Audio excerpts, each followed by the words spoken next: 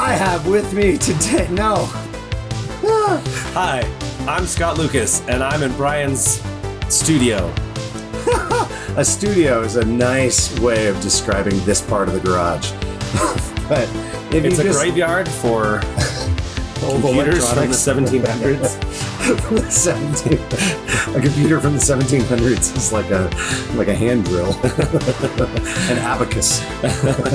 Or what was the thing? Like an astrolabe? An astrolabe? Yeah, what is that? Have you ever seen that? No. Google it. Google it. Google it. It's a Googleplex. All right. But here, we're together in person, real life, no green screen. Yeah. No Zoom call. Just one mic recording all of the nonsense. This is Be Rad for Jesus. Be rad for Jesus. Yeah. That's All an astrolabe. Nearly nailed Look it. at that. Wow. That's All the things. super cool. I don't know what they do. Super cool. I don't know what they do. It's just one of those like what do they call the Rube Goldberg machines? Like It's overly complicated device that doesn't actually accomplish anything. It's very fun. It's like you push a ball down a thing, and then 30 minutes later, it hits a switch that was right next to the ball that you pushed. Right, yeah. Or like I like the ones that just repeat themselves. Yeah. They're edited, so it's just like an endless loop. You're like, all right, cool. This was like literally made for reels. You just watch it endlessly, or TikTok. All forever. the ticks and talks. All the ticks, all the talks, all the time on Be Rad for Jesus.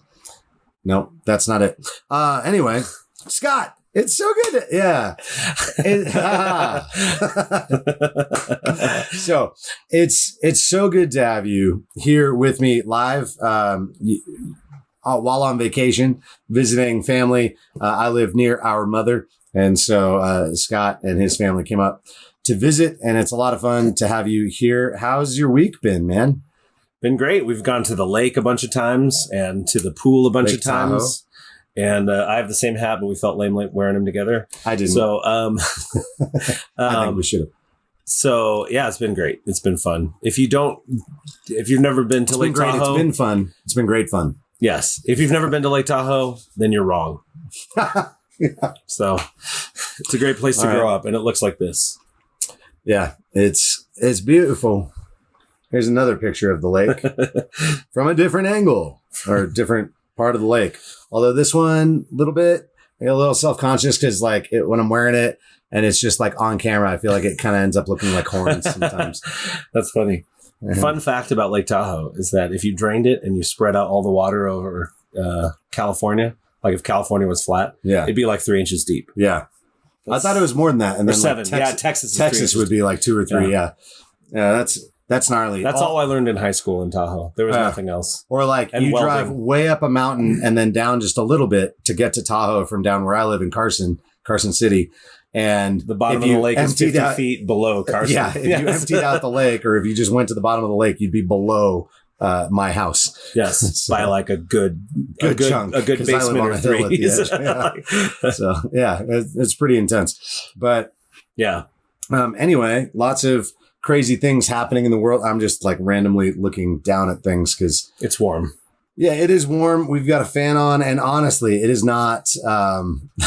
This is not a good studio. Like I have this set up so that if I sit in the middle, it's got a decent framed shot of like a bookcase, so it looks like I know stuff, or have been places to drink lots of coffee. Been to places where you can buy a mug. Yeah. I've been also to known as muggable spots. Amazon.com. No, you can't buy those on Amazon. You can buy them on eBay, but you can't get them on Amazon. Are those the Starbucks You Are Here mugs?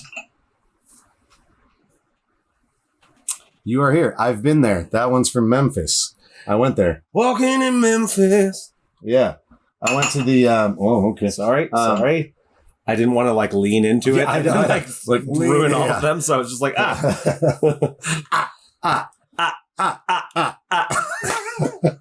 Oh, so far, this is the absolute best episode we've ever recorded. We've talked about 0 things. So we were thinking we'd talk about something super not controversial at all. More Roe v. Wade stuff. There's nothing happening other than that. No. Okay. Because last time it didn't pass. I can't remember when we talked about it last. We talked about it. It was going to. It had leaked. The last time we talked about it was a couple episodes ago, and the whole thing had leaked. And we're just talking about the way people engaged in some of the arguments. And we just kind of in general talked about some of the foolishness we've heard on a pro-choice side, but then also, what really is the basis of a pro-life argument. But I think now at this point, there is a lot to be said. We have weekly pastors' prayer meetings, and I brought this up in a meeting with the other pastors in the area for discussion of like, hey, okay, so Roe v. Wade just got shot down, and so people are freaking out. Right. Some people were losing their minds celebrating and acting like it was like the ultimate victory, and other people were acting like, man, it's the end of the world. And ironically, like now every Planned Parenthood is going to close, and where will women find any, reproductive care? And it's like, well, if that would cause them to close, then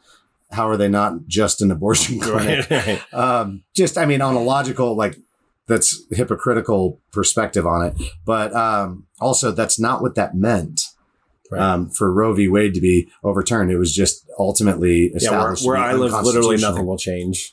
Right. So, and same here, not much will change. There's still people seeking abortions, and there's still need for crisis pregnancy centers and, information about alternatives and about the truth of this situation. I think that's one of the saddest parts. But really, I think the questions are, how do we represent Jesus well? Because the premise of the show, following Jesus is radically different and radically awesome. And so how do we engage people in that way, or in a way that shows that, hey, Jesus really has something to contribute and call you to that's better in following him. And the way, if we follow Jesus, that should impact the way that we engage people, whether they agree with us or not, or whether we find ourselves on the winning side or not. Right. I think that's, I think the hardest thing for me has been just,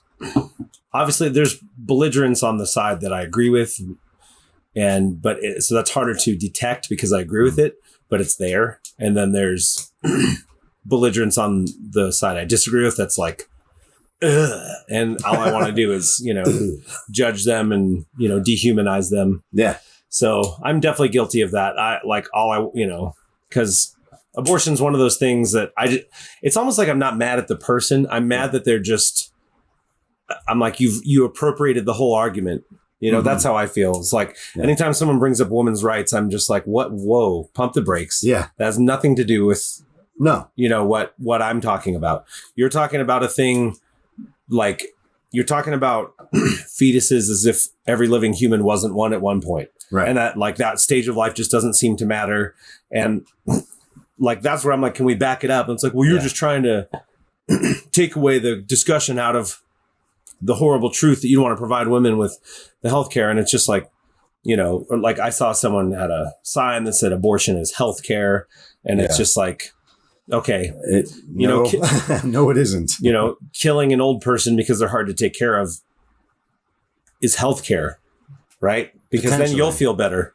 You don't have as much stress in your life, right?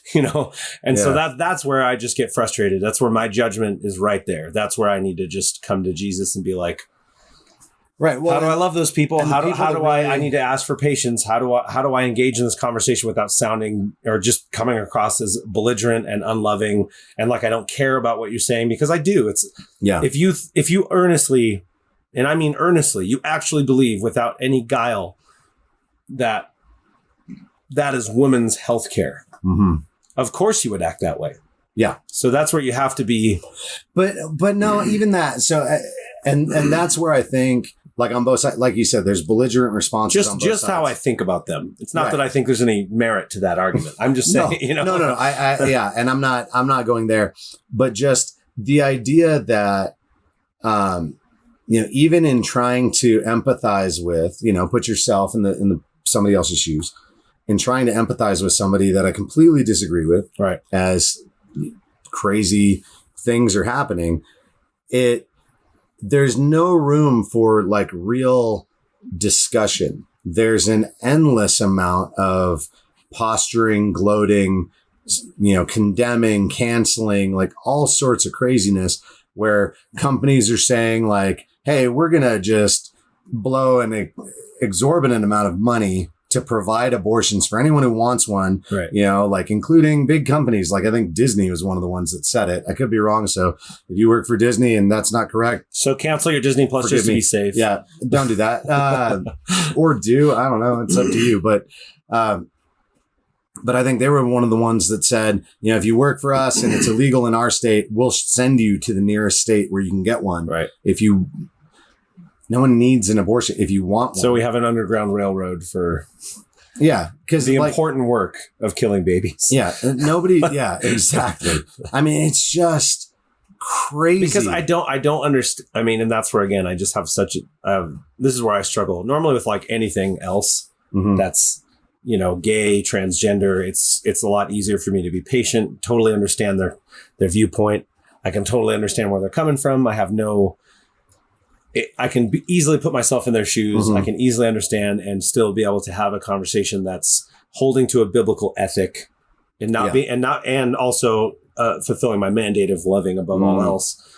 And abortion, I have a hard time with it because it just seems like we just want to go 100 miles an hour over the speed bump that baby is a baby. Yeah. We just want to be like, nope, we're not having that discussion. Right. We're talking about this. And that's where I think as a Christian, there's a guy who I want to maintain a relationship with that is so cartoonishly pro, abortion that it's like you want abortions. Yeah. It's not just that you want them available. It's like, cut them out, slice the belly open and rip the baby out. And it's just, and it's like, you don't want a baby, burn it, like, and what? it's like, dude, if you're pro-choice, I think you should be begrudgingly so. That's not a positive situation for anybody to be in. It's not like it's not a good alternative to just be like, I live my party life and I get as many abortions as I want. Right. You go, girl. And when that came out, like the hypocrisy, like the idea that it's healthcare goes away when you say when like TikTok blows up with like, okay, well, no more hot girl summer. Right. Because like we're not going to go hooking up with dudes if we can't, control the aftermath with an abortion. It's like that was literally like a huge trend on TikTok when that result. Because I need that decision. I need first that officially came out. I need that button. And it like what insanity like. That completely removes any moral high ground from it. Now it's literally just, this is my preferred method of birth control. Right. But even all of those things aside, there was I don't remember which episode. Nobody else is paying attention to the episode numbers, so it doesn't matter. But you don't know that. Yeah. But I don't know which episode it was, but early on, we talked about like, like cancel your reactionism. And like, I think maybe we should make merch and that should be one of the shirts. Cancel your reactionism. Stop. How about we each make our own design? Yeah. And then everyone can vote, the 3 people who listen to this. All right. So if you're one of those 3, congratulations. And if you're the third, you're the swing vote. So you really have to. You have to go big. All right. No, but the idea of being so quick to just outright cancel somebody that you disagree with has like it. We're seeing that again where cancel culture and hyper reactionism and I hate to otherize people to this extent, but like, honestly, it's like that snowflake syndrome. It's like the tiniest little change in temperature or something that you don't like, and you just like melt and you're just completely, it destroys everything. And it's like, that is the most unhelpful one. It is the most immature response to anything. Like there is an entire contingent of human beings that acts this way. And we've all been there before. They're called 3-year-olds and 3-year-olds act like that. One thing goes the way they don't want it, or, sometimes 1.5-year-olds or only a few days from being 2. Yeah. Okay. I can go get him if you want an example. Yeah. Roughly 2-year-olds. Yeah. We can hold him against his will for 3 seconds and he'll throw a fit. Ruin everybody's night. Yeah. And, but that's a child who has no way of expressing themselves in any coherent fashion in a meaningful way. They don't fully understand why they're feeling the way they do. But adults should not be operating Right. under the same like low bar of behavioral acceptance as small children who don't even, haven't even, developed the capacity for abstract thought. Right. Well, and that's where it's almost like, but that, I try, it's a fun thought experiment. You can do it at home for free. Thought experiment is a fancy way to say think. But if you sounds very TED Talk. Just when do you do that though? Where you just react like a reptile and you're just like, yeah. Yeah. And that's where I'm trying to admit to myself that abortion is one of those things that I'm just like, no way, you're always wrong, and and so to me, it's just, how can I respond and how can I be, because my response was, and I think I'm funny, and that's the other thing, because then people say stuff and I'm like, oh, because some guy said, again, it was like even 9 months to the day, if they're still in gestation, doesn't matter. The woman has every right to terminate that pregnancy even at 9 months. Dude. And I was just like, I wanted to hop on and be like that, and I probably said this on the podcast before, but it was like, if that's true, if people are just putting fetuses into people, right? We need to, get them out. That's super weird. Where's that even? But it's like, or this is a consequence. Yeah, the majority. Well, and even there was that whole big thing, which I couldn't read the article because it was behind a paywall, and I don't pay for spam articles that show up in my Facebook feed. But there was an article. Times needs to slow it down. Yeah, no, but there was an article claiming that the 10-year-old rape victim that everybody was like all upset about, that removing all abortion laws, which is not what happened with the Supreme Court decision. But making abortions illegal everywhere, then this 10-year-old girl had to be shipped to a different state to be able to go and, get the abortion she needed. And it's like, hold up. Like, there are 15 things wrong with that, including apparently the core source of the story. Right. Like the fundamental details are wrong. Right. But again, behind a paywall. So if anybody's seen that, feel free to comment and tell me I'm an idiot, and just believing headlines. I don't know. But overall, even in cases like that, in cases of incest, rape, actual medical necessity are such a tiny fraction. Yeah. And it'd be one thing to talk about. And again, like we said before, it's different to talk about what the contingencies are when there's actual threat to life. To me, there is no excuse, just like with, when you're talking about euthanasia, because ultimately abortion in any sane, I don't care.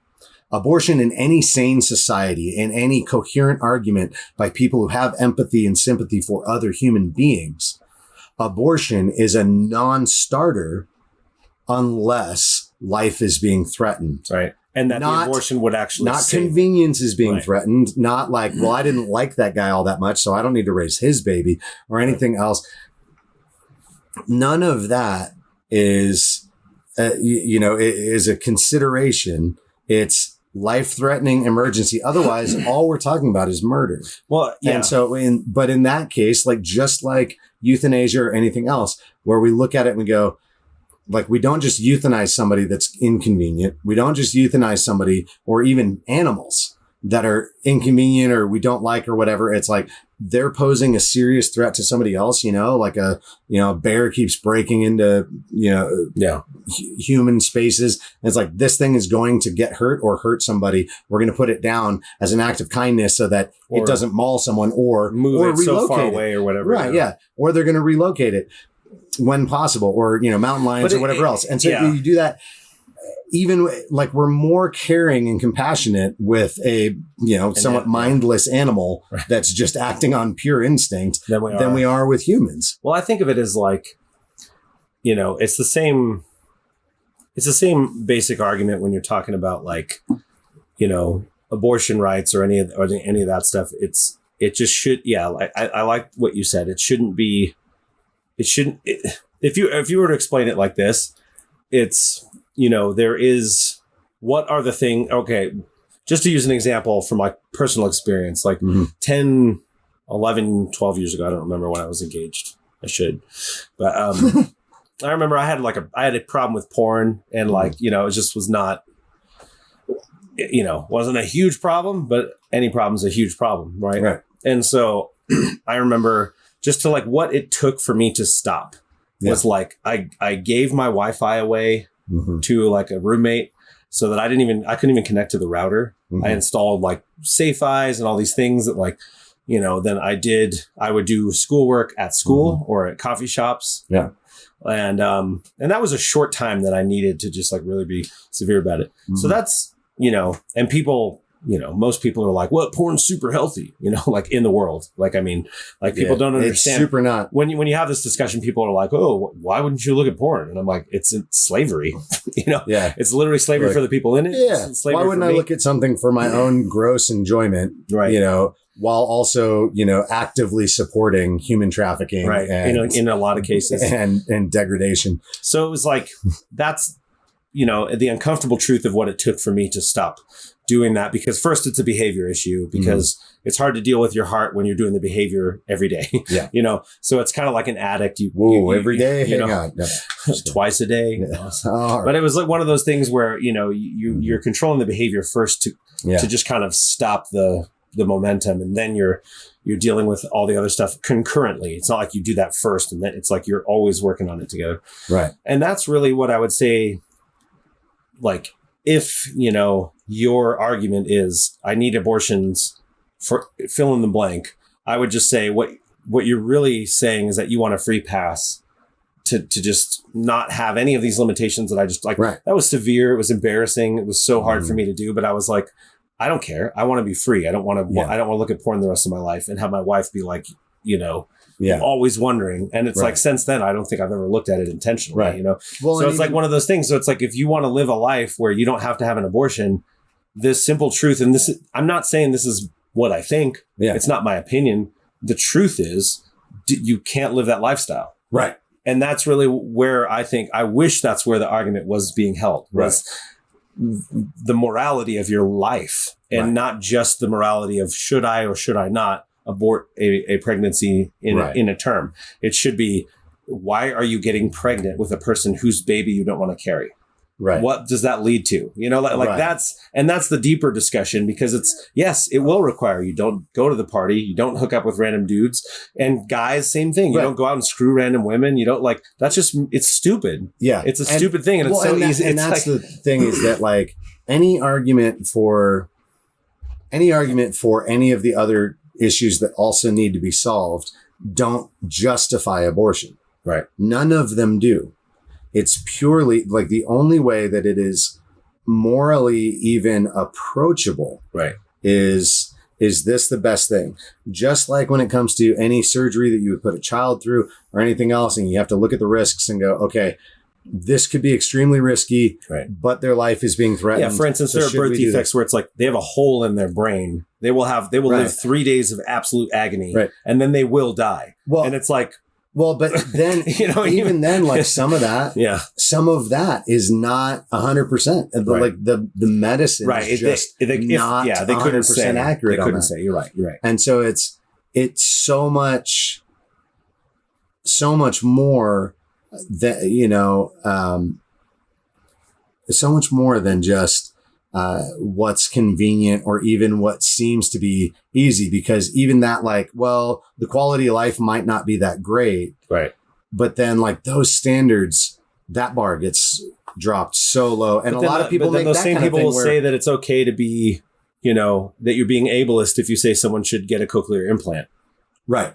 And it's, you know what I mean? So it's like, it's just kind of a weird, I'm like, well, you know what I mean? Like, it's like from the other, it's like, well, yeah, I mean, if they could have hearing restored, why wouldn't they get hearing restored? Yeah. And it's I don't need to hear to have a great experience. It's like, that's fair, but, and I've met kids with Down syndrome and that are amazing and wonderful. Right. I wouldn't want to just take them out because they're hard to care for. Right. So it's, it's so messy. And with so many of those things, like another contingent that I saw that was, so is like the, cancel hot girl summer. Right. Because we're not going to be just hooking up with random guys if we can't just use abortion as healthcare. Then the next one was that colleges we're looking at, students are looking at colleges, people were looking at different endowments in different places where it's friendly, because female athletes, like some of the colleges are saying like, hey, our sports program is going to be hindered because our female athletes, if they get pregnant while they're off partying, between games and whatnot and classes, if they get pregnant, that's going to ruin their sports career for one semester, and like the insanity of those kind of things where it's like, do you even hear yourself while we're talking about like weird, nonsensical ways of disregarding people's quality and rights and everything else? Like, so what you're saying is that every mother out there, you are useless. You are incapable of anything in your life. You are, you sure aren't capable of having any sort of life. You can't possibly have gotten an education. You can't have done sports. You can't be active. Right. You can't be in any sort of peak physical condition. Like, that is the most idiotic response. And more than anything else, even if all of those things were true, you are still talking about destroying someone who is made in the image of God. Right. And so then to bring it to a theological perspective, I don't know if you've been hearing any of it's mostly all over social media, but people have been throwing out a lot of the Bible reasonings trying to defend abortion. And the two biggest ones Don't force your religion on me. Yeah. Wrong podcast. Okay. The two biggest ones are Numbers 5. No, maybe. Yeah. Numbers 5, I think, gives a pretty weird and, prescription for an unfaithful wife. And we can look at that if you want. And then, or I can just sum it up. On the other hand is all of the verses in particular in Genesis, when like God forms Adam out of the dirt and then breathes life into him, and the breath of life is kind of referred to as the thing. And so then people take that and extrapolate it into like absolute just nonsense. Oh, so like essentially the baby, like life doesn't begin until breath. Right. The problem with that, right? There's a lot of them. One, in Jeremiah, it talks about like, you formed me in my mother's womb. Right.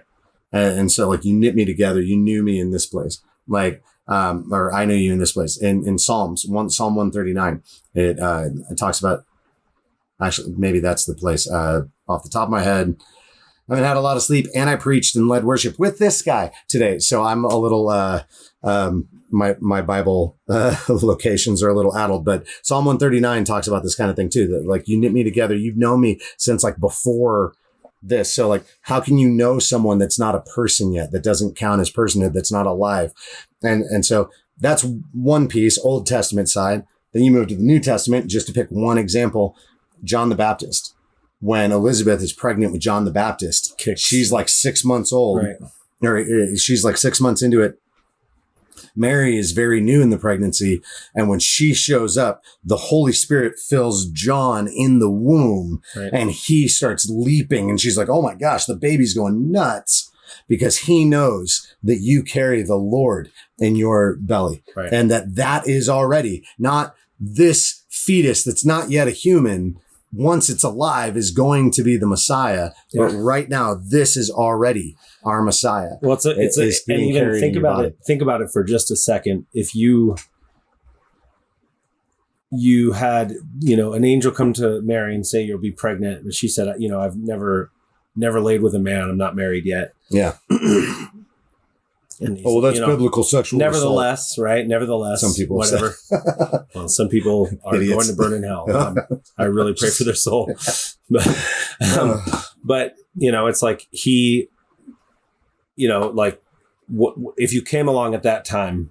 Mm-hmm. Like, do you just put no value on the fetus? Right. Like, imagine the Lord.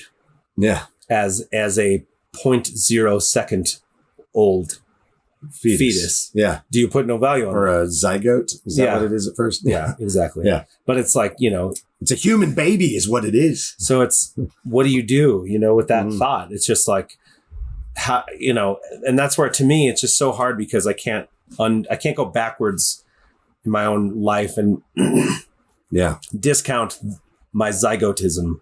Yeah. You know, like I can't look back and be like, that really was unnecessary. And at any point, someone could have pulled the trigger and I would have been fine. You know, it's like, it's just ludicrous. It's ludicrous to say that because it's clearly not possible or true.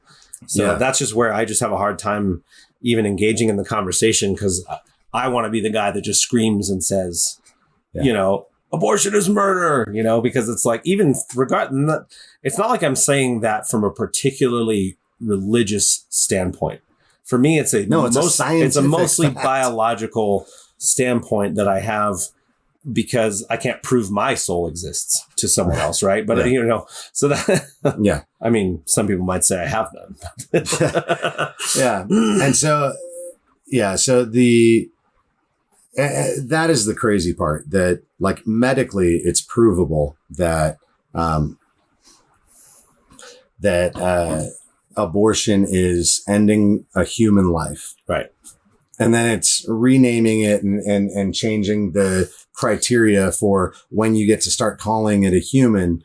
Right. But like at the point of conception, now a different process, a different life stage is happening. Before that, you have two different like, you know, slight sort of living organisms. Well, think of it this way. This is kind of a funny way to think of it. Yeah. Because like you said, there's gametes, right? And they all, the male sperm is constantly being made and reabsorbed billions of times a day, basically. It's probably less than that, but it's a lot. But think of it this way. If it's not a human, why is it necessary to have the abortion? Yeah. Because it's not a human, so it won't become, I mean, why do you need it then? Yeah. There's no human there to begin with. Right. So why don't you just leave it alone? Yeah, well, it's it. Well, and but it's like, it's a parasite. You know, and I'm like, think about it though. That's where it just like, that's where the wrench throws in my, and I'm just like, I can't go there. Because, you know. Well, and I mean, it makes absolute sense within our society, the way things currently operate, where we want to rewrite reality. Right. And we want to take, it doesn't matter what it is. We want to take reality and say, Metaverse.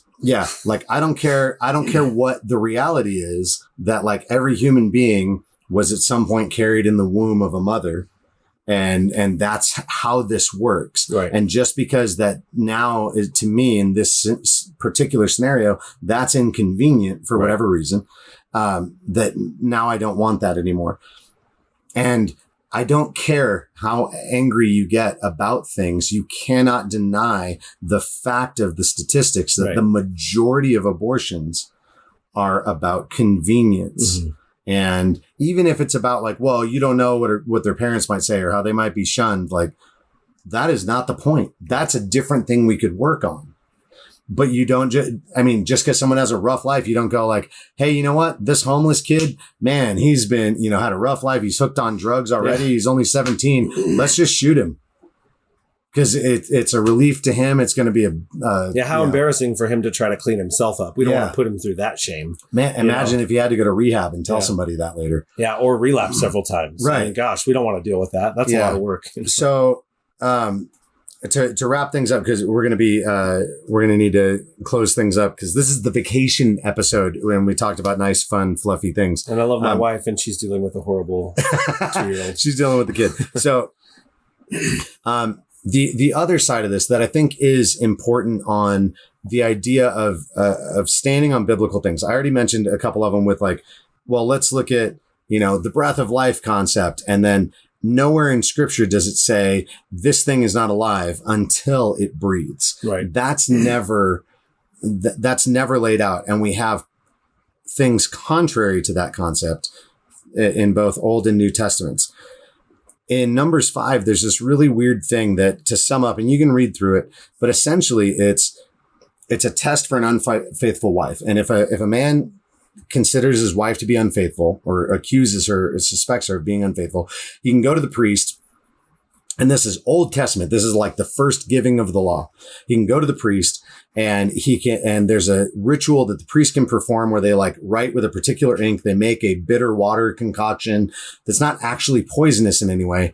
And what some people have said is that this is prescribing an ancient abortion method that like, if your wife cheated on you, you take her to the priest, he mixes up this special poison, she drinks it and she miscarries and has an abortion. In the NIV translation, it says miscarries. In every other translation, just about, including NLT, ESV, King James, all this kind of stuff, it talks about like a shriveling of the womb or the thigh, which is more, should be understood as a term for barrenness.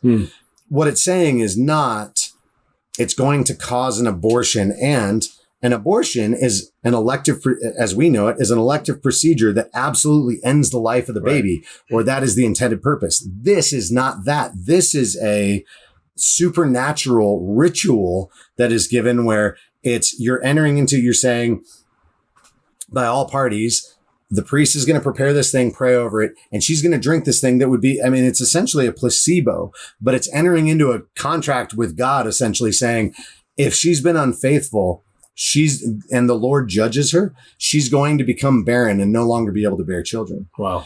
If she's not been unfaithful, nothing happens. She'll be able to bear children and everything else. And so it's very different from, he doesn't perform an abortion by doing this. He leaves it up to God. It's like how, it's like casting lots. It's like, this is that we're trusting God to do this thing. Now, if you don't believe in the Lord, then this is a completely irrelevant thing. And then it's just, oh, they did this weird thing and like waited to see what would happen. Right. And it has no bearing on anything whatsoever, because it's not actually a poison or something that induces a miscarriage. All it is a way for a man to address the possibility that his wife, is unfaithful, and the curse will be seen. The truth of the matter is, according to the Lord's decree, is to be seen down the road as you find out whether or not she's able to bear children or not. Because if she's been sleeping around, then according to this, if that's all done according to the Lord's will, then his judgment on her will be that she's not able to bear children in the future.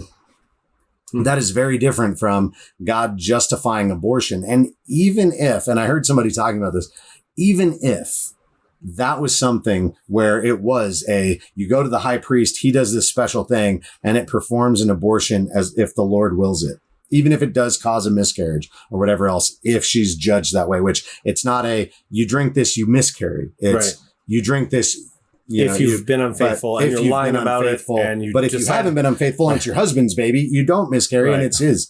So even if that was the correct understanding, even if all those things were true and you move forward in that, still that was up to God regarding infidelity, not going, I really want to go to school. And it would be hard to go to school if I had a baby or if I was pregnant. It'd be embarrassing to talk to everybody about it. And then it would be inconvenient when I'm actually getting those later stages where there's a lot of stuff going on, or in the early stages when I'm like sick all the time or whatever, like any of that stuff. And I'm not trying to downplay any of those things or the struggles that women and mothers in particular go through. All of those things are validly difficult. The solution is not to murder your children. And that is not the biblical solution, never has been to murder your children because you found it inconvenient to have them. To be radically different from the world, we cannot take but I want this, or it's my body, my choice, is a fundamentally un-Christ-like, anti-Christ perspective. To say, my body, my choice, I get to decide I don't want to have a baby. Because the way God designed us is, you enter into sexual acts, the intended result of the way everything is designed is that a baby is produced. That is the point of those things fundamentally. There's also all of the wonderful things that, bond us together emotionally, spiritually, physically, all the chemical things that happen and all the emotional things that happen and all that. But that is meant to bring us together and bond us for life. That's not meant to be something frivolously cast aside. And that's all the stuff that's missing today. Because it's just, we've got to be radically because sex different. feels so good that it must just be that I enjoy it whenever I wish. And if there are anything that would cause a consequence to interrupt my enjoyment of this thing, then it needs to be dealt with. Because it's clearly, that's the highest calling, is to enjoy as much fornicating right. as I can with as many people as I can. I love that you put it that way because ironically in the Westminster Confession, what you just said, like the highest calling that I could have is to enjoy myself to whatever my desires are to the highest extent, fullest extent possible. In the Westminster Confession, they landed on this understanding that, the chief end of man is to know God and enjoy his presence forever. Yeah. That's wonderful. That's a catechism, isn't it? In the catechism. And that's the Westminster Catechism. Yeah. And so it's this radically different perspective that like your end goal is to know God and enjoy his presence now, abundant life now, and eternal glory forever in the presence of God. Amen. That's the goal. Well, Scott, hey, thanks for joining me here. We'll keep hanging out, but y'all don't get to see the video. And don't forget to This is my real hair. Yeah. It's not a toupee. This is my real hair. And it's gross because we went to church today and I had product in it. And then I jumped in a lake. We did backflips. We did backflips because we're not as old as we look. I'm much younger. He is. Somebody asked me that. They were like, well, Scott's the older one, right? And I was like, no. Because I'm taller and fatter. Yeah. I think it was because they were like, clearly he's the better musician and singer. So obviously he must be the older one. He's playing bass was rough today. Things are so far away from where I'm used to them being. We had him play this enormous acoustic bass, but it was comically large. Anyway, if you listen to this podcast, wherever you're listening, if it's on Spotify or Apple or one of those other random, I think we're on like 10 different platforms now. Tell a friend. Tell a friend, share it. That's the number one way podcasts grow. Yeah. Share it with somebody. The reviews are important. So that's the next one. Reviews are important. Drop a 5-star review. If you love Jesus and you don't hate us, drop a 5-star review. If you don't feel like we deserve 5 stars, that's fine. Just don't tell anyone else. Yeah, just don't tell other people. No. But hit us up. Let us know. On Spotify, there's like a comment thing and a voicemail thing. You can send us messages or you can leave a message. And if you have a radical way that God has moved in your life, or a way that you found following Jesus to be drastically, radically different from the rest of the world, leave us a voicemail and we'd love to find a way to incorporate that into the show. But like, share, subscribe. If you're listening to this, you stumbled across it or you found it on YouTube or something, hit subscribe, hit the bell notification. It tells YouTube that this is something that people want to see. Let somebody know. Let us know. Drop a comment. Let us know what you think. Cool. All right. Deuces. No, that's not what I want to say. Be rad for Jesus, Scott. Be rad for Jesus. How do you say that in Spanish? I don't know. You can't say be. Radical? I don't know how to say that. Whatever. We'll figure it out. Ser radical. No, that's definitely not it. I don't know that part of Spanish. Again, took Spanish in school. They didn't teach you anything. In Northern California, you just say be rad for Jesus. That's basically the same as Southern California. Yeah, be rad for Jesus. Like our pretty much all of America. Yeah, well, like when we lived in Southern California, we had a friend whose first language was definitely Spanish, and he'd say things like, "Hey, estás ready?" Yeah, I'm ready to go now. Okay. Yes, that is me. All right, bye. Oh. Okay, that's it for this week's episode of the Be Rad for Jesus podcast. I hope you enjoyed it. If you've stuck around this long, you either hate us so bad you want to find out where to complain, or you really loved it and you want to come back for more. I want to tell you how to do that. You can go to beradforjesus.com. And we have links to everywhere you can stream and subscribe to our podcast. We have episodes, we have show notes, all on there. Or you can find us on anchor.fm or on the Anchor app. You can find us on Spotify, on Apple Podcasts, Google Podcasts, Stitcher. And if there's another platform that we don't offer yet, hit us up on the website or through Anchor and let us know where you listen to podcasts and where you would like to hear or engage with this. If you do enjoy the podcast, would you consider leaving us a review, leaving us a rating, sharing it with a friend, posting it on social media, and or even going above and beyond and supporting this podcast? You can do that on Anchor, and that would for sure help us make more episodes of this podcast, because caffeine definitely fuels just about everything we do. almost as much, but not quite as much as the Holy Spirit and our love for Jesus. That said, I hope you have a rad day. Go out and do something incredible. Be rad for Jesus, because following Jesus is radically different and radically awesome.